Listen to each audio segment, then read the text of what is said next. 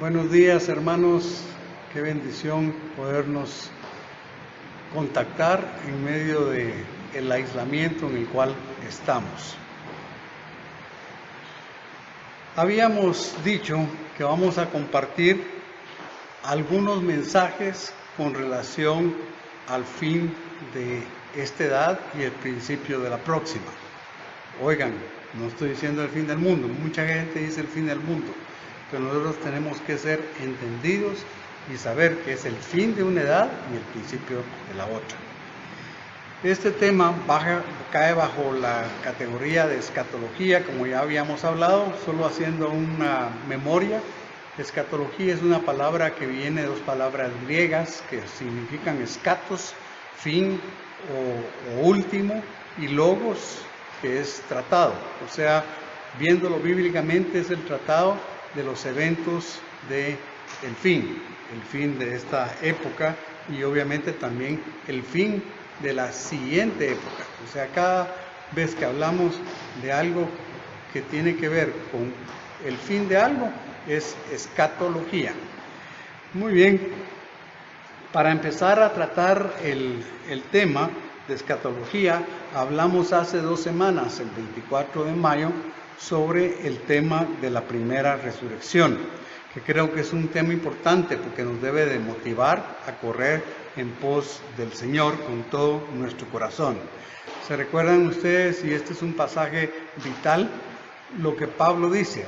Dice Pablo que una vez que él encontró al Señor, se olvida de todo lo que queda atrás y se va a extender hacia el blanco, hacia el supremo llamamiento. Que todo aquello que él consideraba importante lo tiene como basura, dicen nuestras traducciones. Pero la palabra en el original dice estiércol, o sea, él consideró todo como estiércol con tal, dice, de alcanzar a Cristo. Y luego él abre su corazón y nos dice, no es que yo lo haya alcanzado, pero una cosa hago, me olvido de lo que queda atrás y me extiendo hacia el blanco, hacia la meta, hacia el supremo llamamiento de Dios en Cristo Jesús. El domingo pasado, que fue el 31 de mayo, compartimos el mensaje del retorno de Jesús en gloria, la primera parte. Ahorita vamos a ver la segunda parte y después vamos a ver otra tercera parte. Yo les compartí que algunas personas han puesto fechas y cada vez que se han puesto una fecha han salido falsas, por decirlo lo menos y para no entrar en mucho detalle. Y también les compartí que como el Señor, por medio de una visión sencilla, me dio a entender qué es lo que pasa cuando agarramos diferentes porciones, pedacitos de por acá y por allá y armamos nuestra propia teoría en cuanto al retorno del Señor Jesucristo. También vimos que para la interpretación de Apocalipsis hay 4 escuelas: la preterista, la futurista, y la historicista y la idealista, y vimos cuáles son las características de cada una de ellas. Y por último yo les dije que la escatología que debemos de tener y la cual nunca va a fallar es la que está en Hechos 1, 9 al 11, que esos ángeles se les aparecieron a los discípulos y dijeron, a este Jesús que han visto ir al cielo, en la misma forma va a regresar. Y es lo que creo que nosotros debemos de hacer. Oremos, por favor. Amado Padre, infinitas gracias te damos, Señor, por el tiempo en el cual tú nos has permitido vivir. Gracias te damos porque tus misericordias son nuevas cada mañana y, Señor, sabemos que hasta aquí tú nos has ayudado, hasta aquí tú has estado con nosotros. Señor, declaramos con todo nuestro corazón lo que dice tu palabra, que aquellos que te amamos, todas las cosas nos ayudan a bien. Así que queremos decir que esta cuarentena obligatoria que nos han mandado nos ayuda a bien, Señor. Padre, en nuestro corazón nos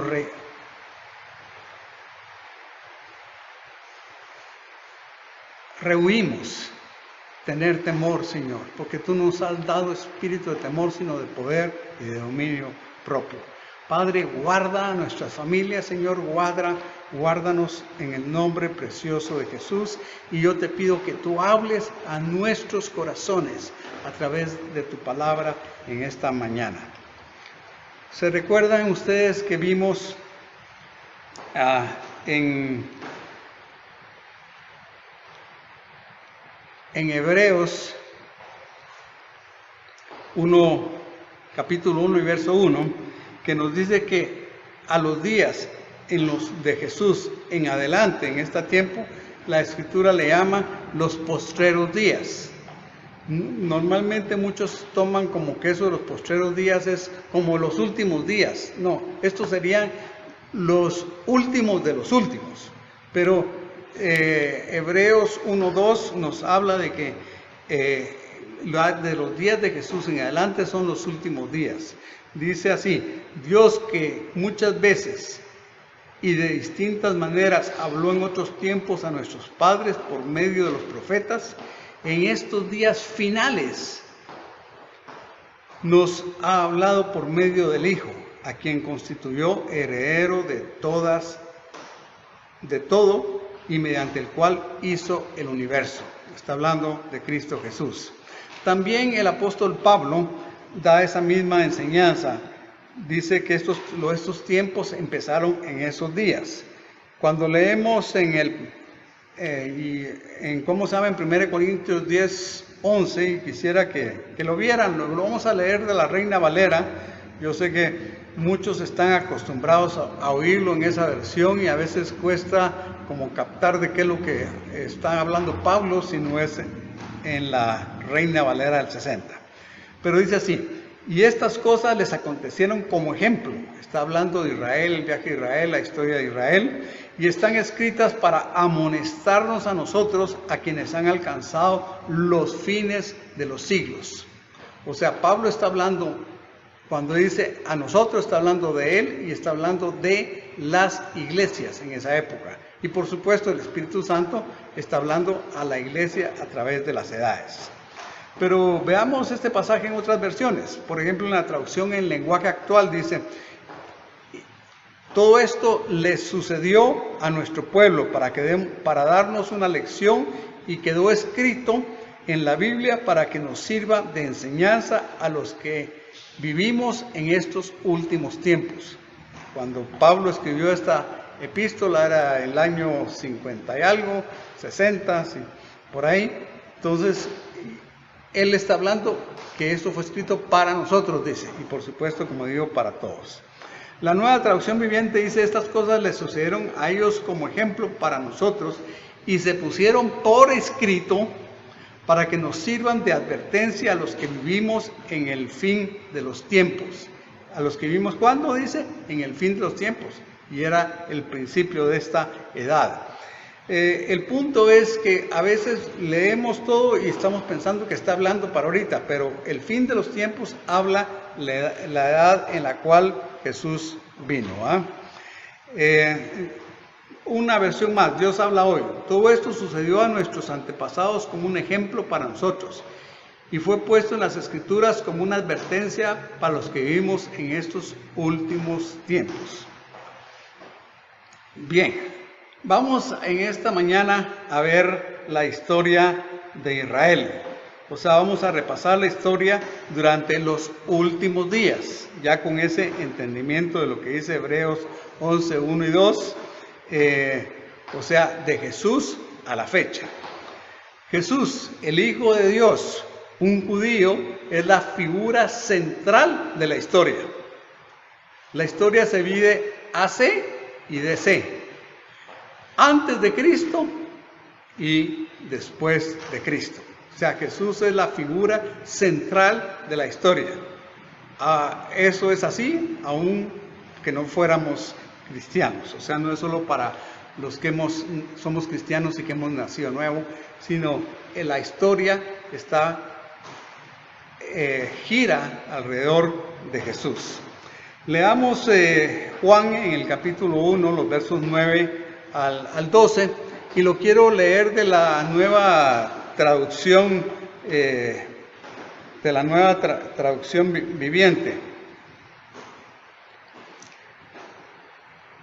aquel que es la luz verdadera, quien da luz a todos, venía al mundo. Verso 10. Vino al mismo mundo que él había creado, pero el mundo no lo reconoció. Y vino a los de su propio pueblo, y hasta ellos lo rechazaron. Pero a todos los que creyeron en él y lo recibieron, les dio el derecho de llegar a ser hijos de Dios. Pero lo que queremos resaltar aquí es eso. Vino a los de su propio pueblo y ellos lo rechazaron. O sea, Jesús, el Hijo de Dios, se manifestó en este mundo y se manifestó en su pueblo principalmente. ¿Y cómo se manifestó? Con un mensaje, el mensaje de Dios, un mensaje de amor, de perdón, de reconciliación. Pero el mensaje fue autentificado a través de las señales, prodigios, milagros que él hizo. Sanó a los enfermos, devolvió la vista a los ciegos, abrió los oídos de los sordos, resucitó muertos, multiplicó los panes para miles y todavía sobraron 12 cestas. En fin, el Señor hizo 1001 maravillas. Dice el Evangelio de Juan que si estuvieran escritas todas las cosas que él hizo, no cabrían los libros en el mundo. Bueno, o sea, lo que está diciéndonos en esa forma Juan es que lo que hizo es muchísimo, muchísimo. Ahora, dice el verso 11 que leímos, vino a su propio pueblo y hasta ellos lo rechazaron. Me gusta mucho esa versión porque miren cómo lo hace. Vino al mundo, pues el mundo no lo conocía, pero su pueblo tenía las profecías, tenía los profetas. Hemos oído que hay como 300 profecías sobre Jesús, las cuales en el único personaje en el cual se cumplieron en la historia es en él. Entonces vino a su pueblo y su pueblo lo rechazó.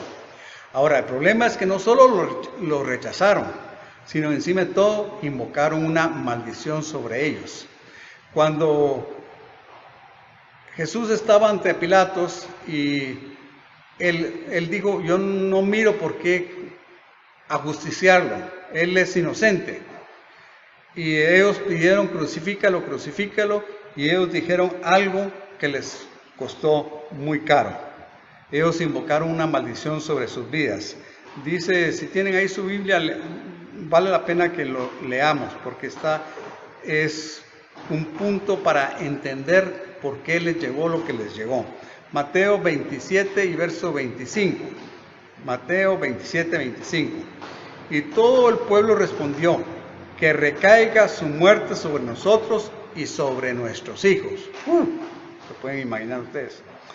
Esto los llevó a padecer una gran tribulación, tremenda tribulación, por casi 2000 años. En el año 70, el templo fue destruido, la ciudad fue destruida y los sobrevivientes fueron llevados cautivos a otros lugares, fueron llevados a Egipto y vendidos como esclavos.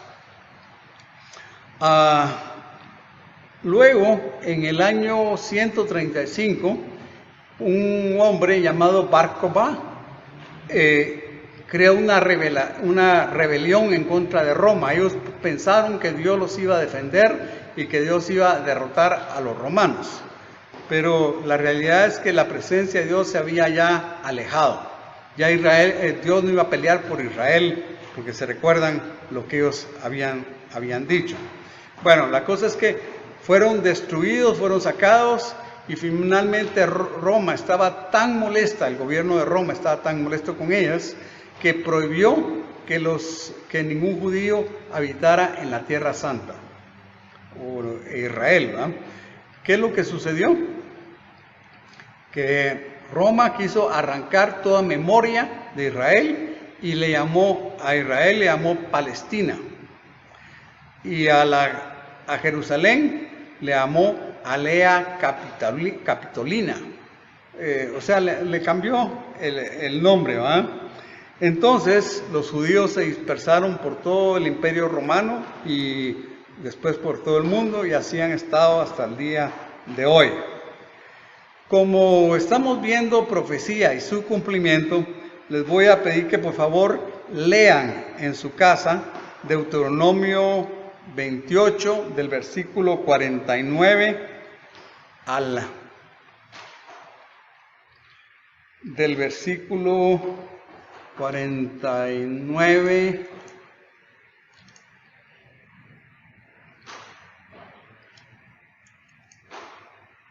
no lo tengo aquí, vamos a ver, del 49 al 67. Este es un pasaje muy importante para entender cumplimiento de profecía. Este pasaje no está hablando del cautiverio babilónico, sino de la destrucción de Jerusalén y de ellos como nación. Habla de la mano de los romanos que vendría. Y solo para aquellos que están tomando nota, y ojalá todos estemos tomando nota, les voy a dar unas indicaciones, unas pautas. El versículo 29 habla de un águila, y el águila era símbolo del ejército romano de Roma.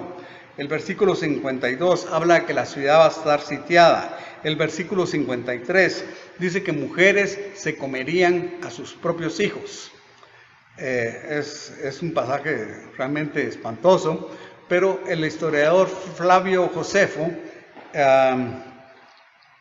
nos dice que que eso sucedió literalmente. El versículo 64 dice que serían esparcidos entre todas las naciones, y el versículo 66 dice que entre los pueblos iban a estar en constante peligro. Y es lo que hemos sabido, es lo que se ha vivido, es lo que se conoce como antisemitismo. Los judíos salieron y han permanecido en las naciones por siglos, y un lugar donde fueron muchos fue a Rusia, pero ahí fueron segregados y puestos en aldeas separadas.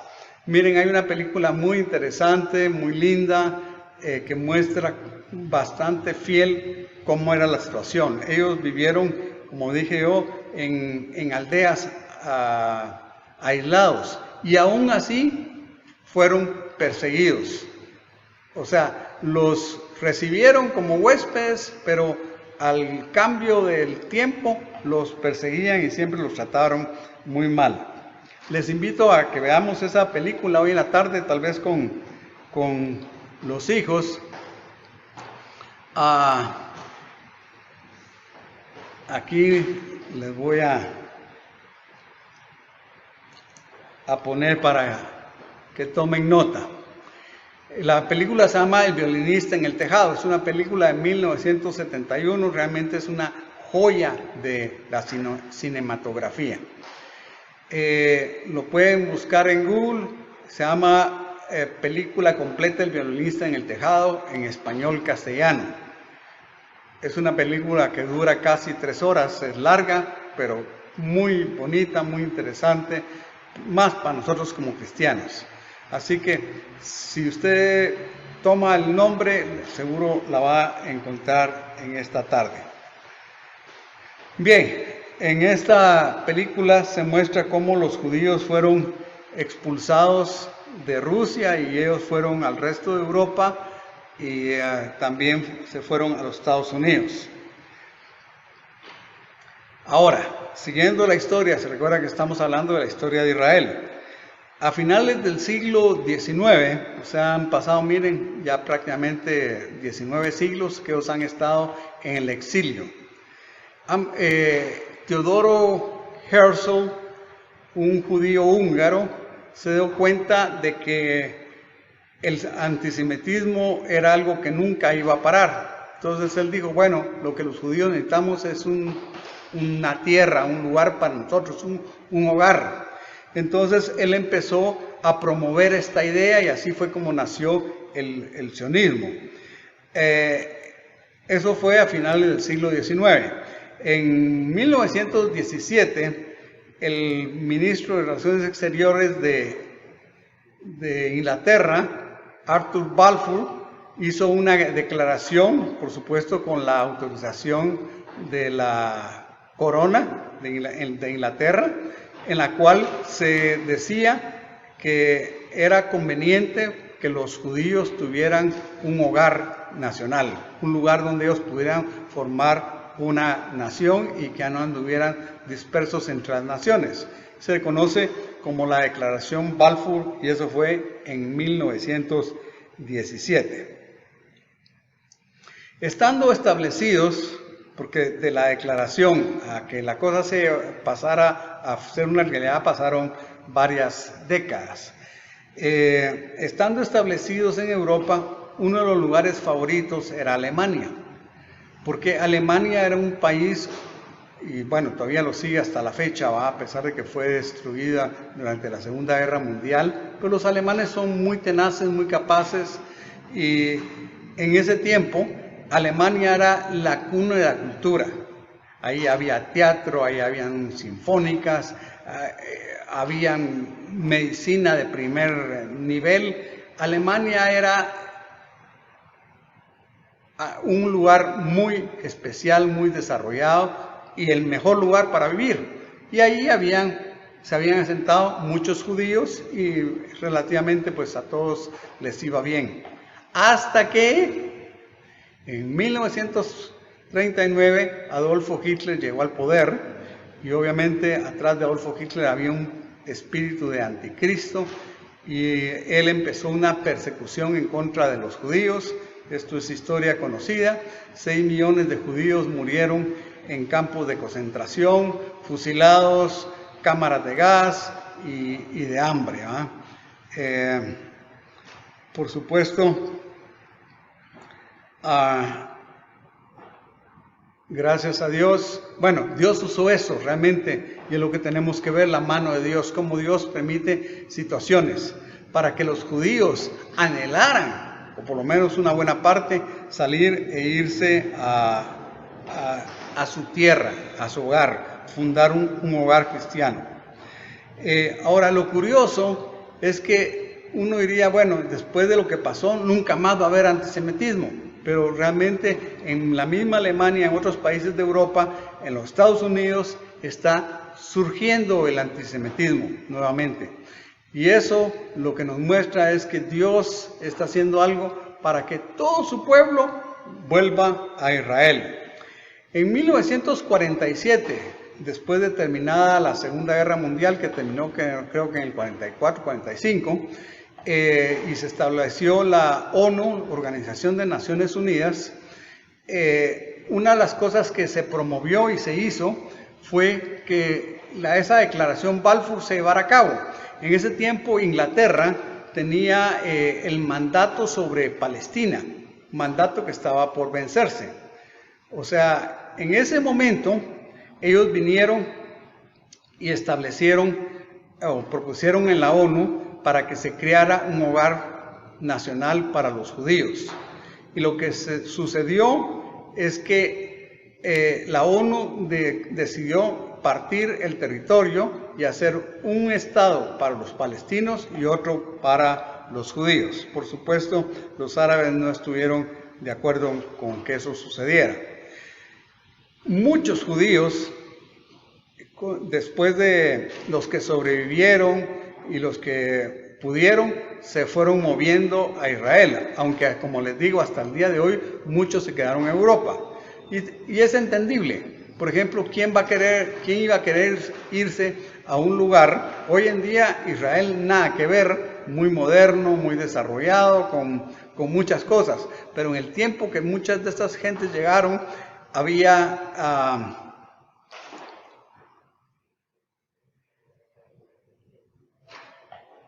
pantanos, mucha malaria, muchos murieron por insalubridad. Tuvieron que secar los pantanos para recuperar tierra y fue un tiempo muy, muy difícil, muy sacrificado. Y miren, por otro lado, aunque eran judíos, en alguna forma, pues si habían vivido ya por 2 o 3 generaciones en Francia o en Italia o en Alemania o Polonia, pues ahí estaban sus raíces. Es lo que pasa con nuestros conciudadanos. Se van a los Estados Unidos y ya otra generación van perdiendo el idioma, ¿va? Es más, a muchos cuando regresan de vacaciones, ya regresar hablando así, ¿va? Y cuando se les lleva a tomar todo el lote, dicen, ¿qué será esto? Ya se les olvidó qué es, pero no se les ha olvidado el meneíto, ¿va? Bien, pero el 14 de mayo se estableció el Estado de Israel, o sea, ya fue establecido como Estado, aquello que había autorizado, por así decirlo, la ONU. Ahora, hay algo curioso y algo que a mí de veras toca mi corazón, que los judíos durante siglos, o sea, desde que salieron de Jerusalén, las primeras familias, para estar entre las naciones, cada año que celebraban la Pascua, terminaban la celebración con una oración: el próximo año en Jerusalén, el próximo año en Jerusalén. Y esto estaba llevándose a cabo, estaba por cumplirse, ¿va? Ahora, algo curioso, como les he dicho yo, la escritura es maravillosa. El retorno de Israel fue profetizado por Isaías como 2600 años antes de que sucediera. 2600 años. Leamos Isaías 43, por favor, vayamos a Isaías 43, vamos a leer ahí unos versículos. Isaías capítulo 43, y leemos los versículos 5 al 7. No temas que yo estoy contigo, del oriente traeré a tus descendientes, y del occidente volveré a juntarte. Al norte le diré, entrégamelos, y al sur le diré, no retengas más a mis hijos, trae a mis hijas de los confines de la tierra. Verso 7, a todos los que llevan mi nombre, yo los he criado, yo los formé y los hice para gloria mía.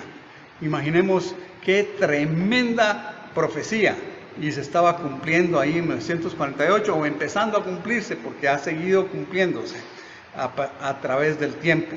Y por lo que se puede ver con esto del antisemitismo que se ha levantado, no sería nada raro que más judíos estuvieran ya considerando muy en serio volver a Israel. Y ahora pues relativamente es fácil volver. Israel tiene un programa de absorción de inmigrantes que durante 6 meses les dan dónde vivir, les dan dinero para sus necesidades y les enseñan la lengua, porque si algo hace una nación es la lengua, es tener un mismo idioma. Entonces, por supuesto, tal vez todos paran manteniendo su idioma materno, pero la segunda o tercera generación ya lo que hablan de normal es el hebreo. Por supuesto, es gente muy culta y tienen a veces 2 y 3 idiomas, pero el idioma oficial es el hebreo que fue revivido. Es una historia muy interesante. Bien, vamos a ver las guerras de Israel. Yo, para esta sección, quiero prácticamente leer, porque es muy largo, pero vamos a tratar de resumirlo. Y yo les invito, si ustedes tienen más curiosidad, pregúntele a Mr. Google, historia de las guerras de Israel, y ahí va a encontrar con una información con mucho detalle. Pero lo que quiero decirles desde ya, que sin tomar en cuenta la intervención de Dios, hubiera sido imposible que Israel ganara todas las guerras que ganó. Claro, ahorita ya tienen un ejército de primer orden, tienen armamento de primer orden, pero no siempre fue así. Entonces vamos a ver las guerras. La primera que vamos a ver es 1948.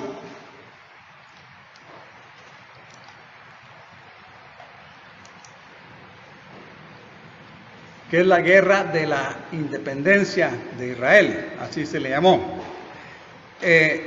Israel acababa de ser decretado como nación, y antes de 24 horas naciones de alrededor se levantaron.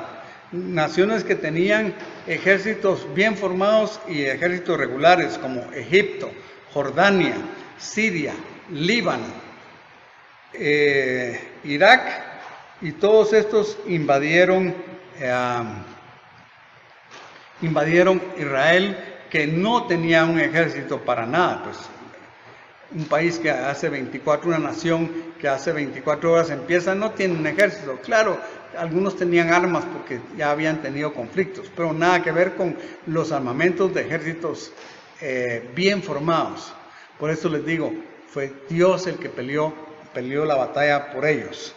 Esta primera guerra duró como 15 meses, aunque no fue una guerra así frontal, pero siempre habían escaramuzas porque el objetivo de los países árabes era echar a Israel al mar. Esta guerra cobró 6,000 ciudadanos judíos, que básicamente era el 1% de la población. Durante los primeros meses de 1949, la ONU convocó a un armisticio. Armisticio es como un cese al fuego, para que se pudiera hacer convenios entre cada uno de estos países que habían atacado a Israel, o sea, Egipto, Siria, Líbano, Irak, Jordania, Irak, pero empezaron para hacer todo esto para hacer negociaciones de paz que no fueron muy duraderas, y dicho sea de paso, Irak nunca ha querido firmar un tratado de paz con Israel. Como resultado de esto, a Israel le quedó todo lo que es la planicie costera de Galilea, el Negev, que es la parte desértica hacia Elat, hacia el sur, y el occidente quedó controlado por Jordania. Si ustedes se recuerdan de un mapa, eso se le llamaba Transjordania o Cisjordania, a esa fracción que llegaba hasta Jerusalén. Y ellos tuvieron el dominio de eso por mucho tiempo. A Jerusalén le quedó prácticamente ahí en Cisjordania, y también la parte occidental quedó en manos de Israel. Así fue como se arregló. Bien, como les digo, eso no fue una paz duradera, y luego en 1956 tenemos lo que se llamó la campaña de Sinaí. Permítanme seguirles leyendo aquí. Los acuerdos de armisticio de 1949 no solamente no lograron la paz permanente, sino que fueron constantemente violados. O sea, todo el tiempo los estaban atacando. Eso como una violación de la resolución del Consejo de Seguridad de la ONU del 10 de septiembre de 1951, en la cual se impidió el paso del canal de Suez en barcos en camino a Israel o que habían zarpado de él. Se identificó el bloqueo del estrecho de Tirán. Se multiplicaron las incursiones de terroristas a Israel y desde los países árabes vecinos para cometer asesinatos y sabotaje. O sea, todo el tiempo tenían esa presión.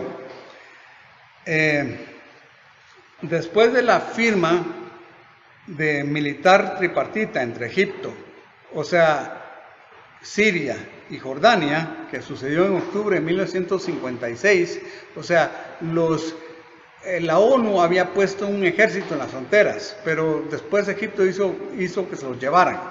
Pero lo que nosotros vemos aquí es que Israel empezó a ver los movimientos que estaban habiendo, y vino y hizo una campaña de defensa, en la cual tomó la franja de Gaza, que estaba en manos de Egipto, porque Egipto la tenía, y invadió Egipto, deteniéndose a 16 kilómetros del canal de Suez, o sea, conquistó la península de Sinaí. Y ahí fue donde el ejército, donde las Naciones Unidas pues decidieron poner un ejército para evitar que hubieran estos pleitos, para que ya no se pasaran a crear esto de la guerra, de las guerras que estaban habiendo. Luego, en 1967, tenemos lo que es la Guerra de los 6 días. Esta guerra, quiero decirles, mi compañero de colegio, que era judío, cuando esto sucedió, y esto pasó con muchos judíos, agarraron y se fueron para apoyar a Israel. Personas que no tenían ningún entrenamiento, pero que fueron entrenados ahí. Y se volvieron, bueno, en 6 días no creo que hayan podido hacer mucho, porque Israel tomó. Déjenme que lea aquí. Dice, la relativa tranquilidad de los acuerdos logrados se borraron con el incremento de las incursiones de terroristas árabes a través de la frontera de Egipto y de Jordania. Los persistentes bombardeos de la artillería siria contra asentamientos agrícolas en el norte de Galilea y el masivo equipamiento militar de los países árabes vecinos. Como les conté, yo recorrí Israel con el que fue mi jefe, y él me contaba que en ese tiempo, cuando Siria tenía en los montes del Golán, se dedicaban a dispararle a las personas que estaban en el valle. El valle es un valle que estaba en manos de Israel y era donde ellos sembraban. Y pues cuentan muchas historias, de niños que después llegaban a las ciudades y no podían caminar recto, porque les enseñaron a caminar zigzagueando, y era para no ser un blanco fácil de las balas de los sirios.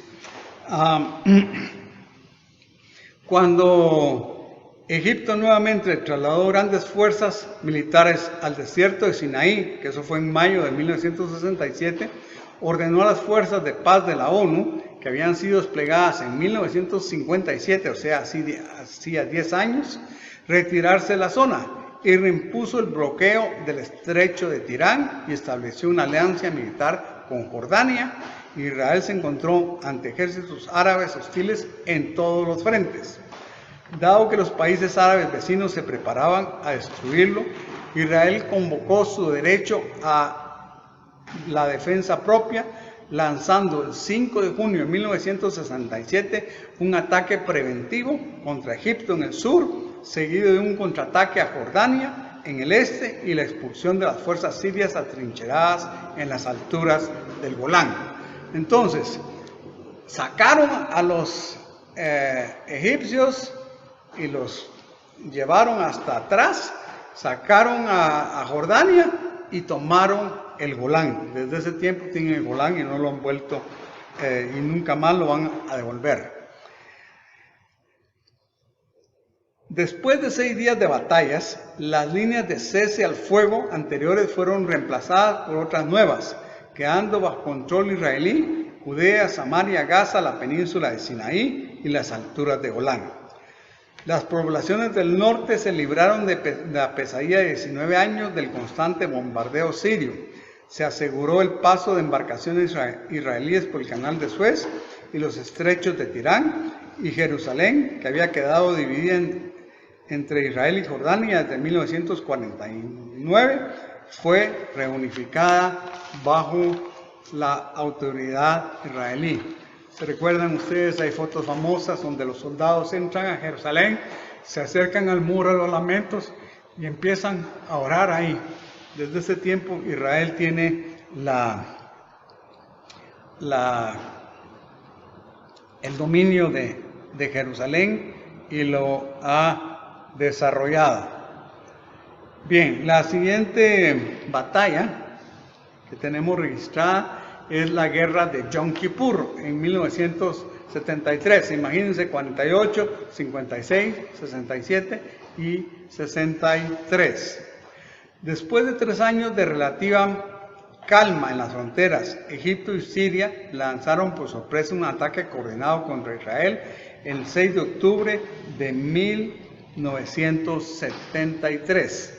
Yom Kippur es la fiesta más sagrada que ellos tienen, y en ese día, donde están haciendo ayuno y las reservas militares estaban disminuidas porque muchos habían obtenido licencia para ir a su casa, ese día aprovecharon para atacarlos. El ejército egipcio cruzó el canal de Suez y las tropas sirias invadieron las alturas de Golán. Durante las siguientes 3 semanas, las fuerzas de defensa de Israel lograron repeler a los atacantes. Luego pasaron a la ofensiva, cruzaron el canal de Suez hacia territorio egipcio y avanzaron hasta 32 kilómetros de la capital de Siria. Y yo creo que ellos, no me recuerdo, por eso iba a que verlo más detallado en la historia, yo creo que se detuvieron porque ahí intervino Naciones Unidas.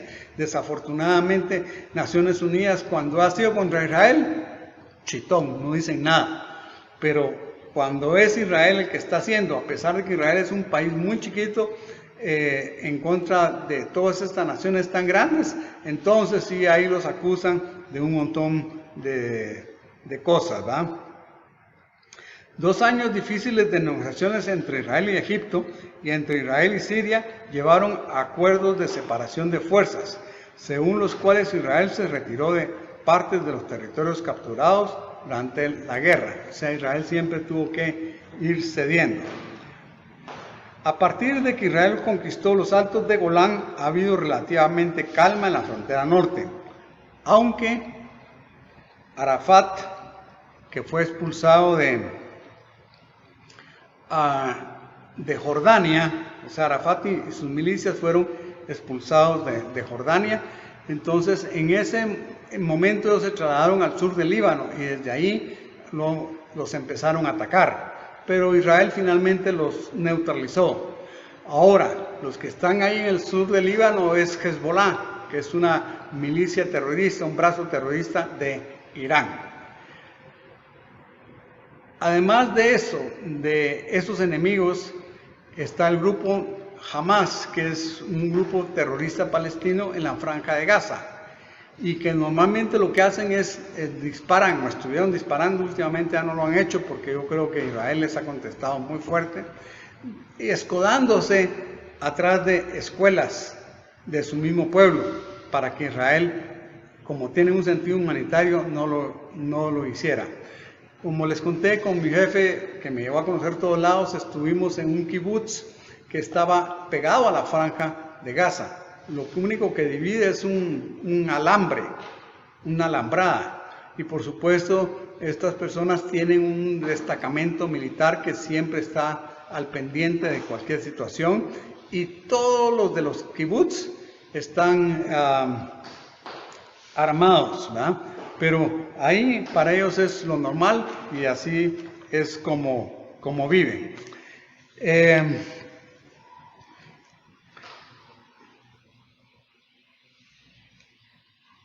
Bueno, ya vimos todas las guerras. Hemos hablado de nación, de Israel como nación, porque aunque Israel le dio la espalda al Señor, y hasta el día de hoy son muy pocos los que han reconocido a Jesús como su Mesías, viene un momento en el cual Israel y el pueblo judío va, como parte de la profecía, va a tener un papel predominante en lo que viene. Y en medio de esa situación, como les digo, Israel como ejército es uno de los mejores ejércitos del mundo. Creo que está en el número 17. Imaginemos un país con un tamaño un poquito más grande que El Salvador y su ejército es el número 17 del mundo, con mucho menos territorio que el que tienen muchos, con mucho menos años, porque acaba de cumplir 70 años, pero sin embargo se han equipado.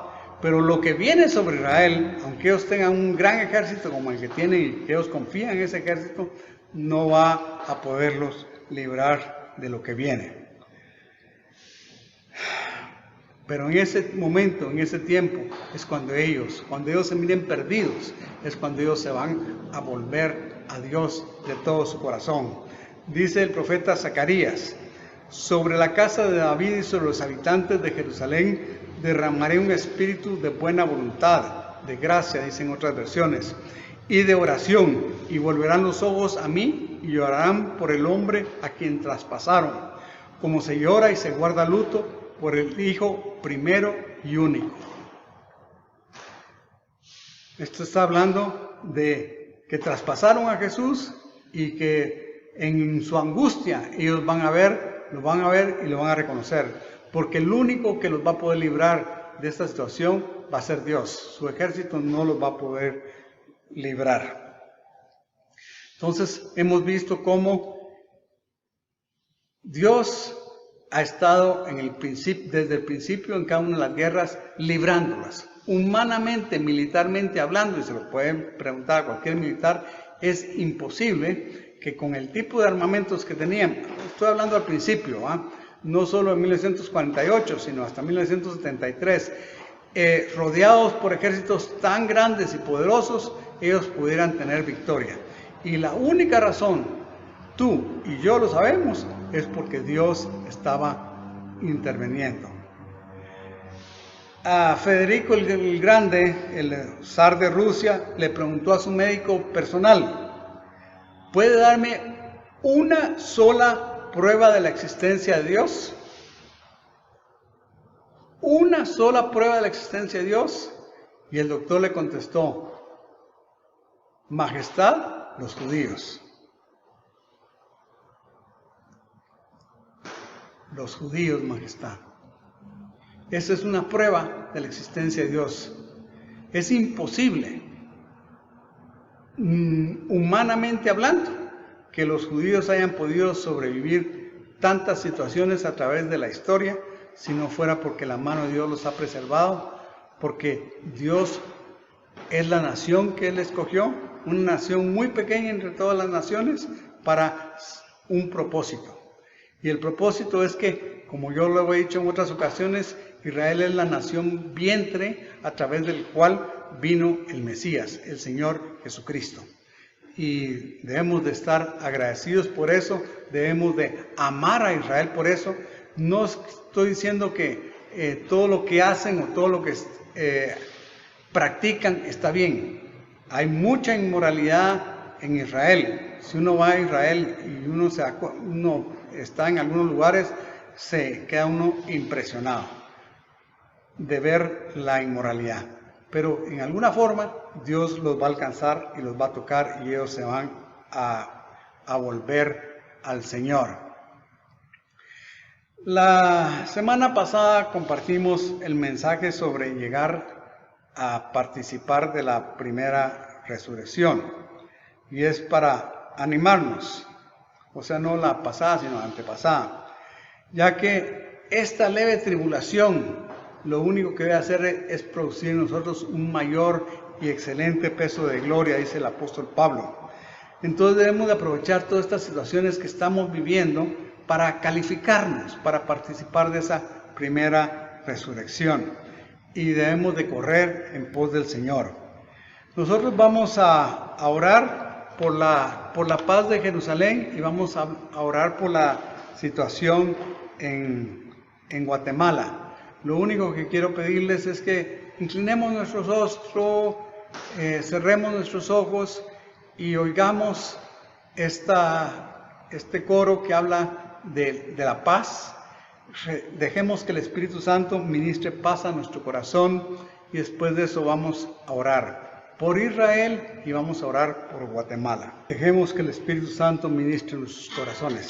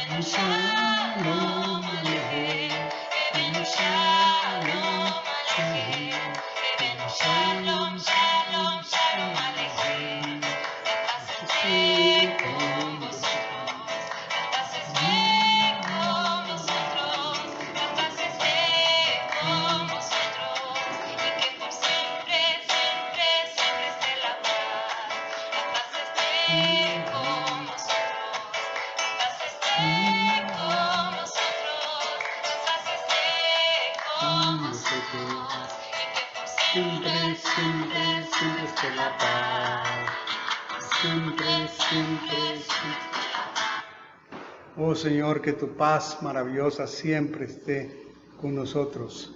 Siempre ministranos, Espíritu Santo. En la situación en la cual estamos viviendo, llena de paz nuestros corazones, Señor. Que podamos reposar totalmente en ti.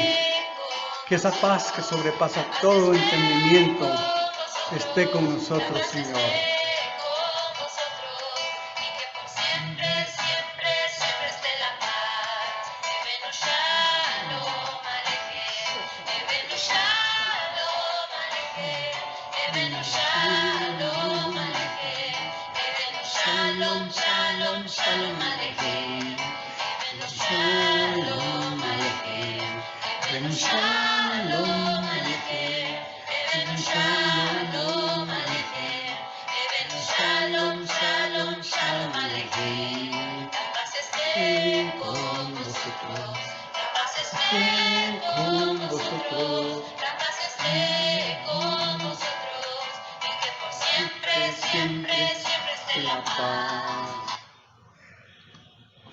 Señor amado, yo te pido que tú llenes de paz nuestros corazones. Yo sé que hay mucha inquietud y es tal vez natural, pero que tu paz que sobrepasa todo entendimiento llene nuestros corazones, Señor. Te pedimos por la paz de Jerusalén, Señor. Tu palabra nos manda a orar por la paz de Jerusalén. Y, Señor, sabemos que Jerusalén es el foco de los últimos tiempos, Señor. Israel, tu tierra, Señor, va a ser puesta bajo asedio, va a ser atacada nuevamente, Señor. Y en ese momento, cuando ellos estén perdidos, van a volverse al Mesías, van a reconocer a aquel que traspasaron, como dice el profeta Zacarías. Señor, te pedimos por Israel. Sabemos que allí hay creyentes, que hay hermanos en Cristo, que han rendido su corazón al Señor Jesús y que están ahí, aunque son judíos, Señor, y se declaran a sí mismos como judíos mesiánicos, judíos que creen en el Salvador del mundo, que creen que Jesús es el Mesías, Yeshua HaMashiach, y ellos están ahí tratando de ser luz. Te pedimos que los bendigas, Señor, porque sabemos que entre su propio pueblo hay también un menosprecio, hay persecución, Señor. Padre, sabemos que la iglesia siempre ha sufrido por causa de la fe, Señor, desde los primeros días hasta estos últimos, Señor. Y aún en Israel que es un país donde supuestamente hay libertad, sabemos que aún hay persecución para los cristianos judíos de nacimiento, de origen, pero que han reconocido a Jesús como su Salvador. Dale la gracia para hacer luz en medio de las tinieblas, Señor. Y amado Señor, queremos orar por Guatemala, Señor, por nuestra nación. Señor, y oramos recordándote que Guatemala bendijo a Israel, Señor. Que por la obra de Guatemala, Señor, en 1947, Israel fue aceptado, Señor, como una nación, como un estado, Señor. Señor, gracias, Padre, porque nuestro presidente en ese tiempo, Arévalo, Señor, tuvo la visión, el entendimiento y mandó a embajadores a recorrer los países de Sudamérica y a hacer lobby en Naciones Unidas para que finalmente Israel fuera aceptado. Y Guatemala dio ese voto final, Señor, para hacer que Israel fuera aceptado como nación, Señor. Gracias, Señor. Tú has prometido, Señor, que vas a bendecir a los que bendigan a Abraham y a su descendencia, Señor. Y Guatemala la ha bendecido, Señor. Y por eso, con esa confianza, nos acercamos humildemente delante de tu trono para pedirte, Señor, que esta peste, esta plaga, desaparezca en nuestra nación, Señor. Haz un milagro, Señor. Tu brazo no se ha cortado para salvar, Señor. Señor, sabemos que cuando David, tu siervo, pecó y tú le mandaste escoger entre 3 juicios, Señor. Él dijo que era mejor caer en tu mano que caer en manos de hombres. Así que él escogió 3 días de plaga. Y cuando habían muerto 70,000 y el ángel estaba extendiendo su mano sobre Jerusalén, tú tuviste misericordia, le dijiste al ángel que parara y la plaga se detuvo, Señor. Padre, sabemos que tú eres el mismo de ayer, de hoy y de siempre, Señor. Una palabra tuya es más que suficiente, Señor. Di la palabra y esta pandemia, esta plaga aquí en Guatemala parará y puede parar en todo el mundo porque nada es imposible para ti, Señor. Exáltate, Señor, glorifica tu nombre, Señor. Sea sabido que hay un Dios vivo, Señor, al cual servimos, Señor. Gracias por Guatemala, Señor. Te pedimos que les des sabiduría a las personas que nos están gobernando, Señor, y que esta situación que se ha dado, Señor, no sea manipulada más tiempo, Señor, porque realmente más personas van a morir de la violencia que está generando esta falta de trabajo, Señor. Cuántas plazas se han perdido, Señor, y la economía no se puede reactivar aunque la abrieran mañana, Señor. Pero entre más tiempo pase, peor va a ser, Señor. Más grande va a ser la pobreza. Padre, por amor a tu nombre, Señor, saca a Guatemala de esta situación, Señor. En el nombre poderoso y precioso de Jesús oramos, Señor. Clamamos por nuestra Guatemala, Señor. Y te pedimos que tú te manifiestes para la gloria de tu nombre, Señor. Gracias, Padre, en el nombre de Jesús, en el nombre precioso y poderoso de Jesús, hemos orado, guiados por tu Santo Espíritu, Señor. A ti, oh Padre, que estás en los cielos, Señor, y que inclinas tu oído al clamor de tu pueblo. Gracias te damos. Amén. Amén.